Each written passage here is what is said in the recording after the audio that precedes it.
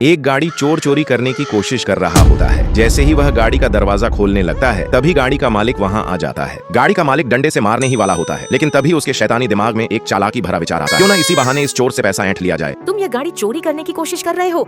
मैं इस गाड़ी के मालिक को जानता हूँ। अगर बचना चाहते हो तो हमें कुछ पैसा दो, नहीं तो मैं उसे सब बता दूंगा। पैसे ले लो, लेकिन किसी को मत बताना कि मैं चोर हूँ। जैसे ही गाड़ी का मालिक गाड़ी अनलॉक करता है, चोर घबराकर भागने लगता है। दोस्तों, अगर आप इंडिया से हैं तो जल्दी से वीडियो को लाइक करके चैनल को सब्सक्राइब कर लीजिए।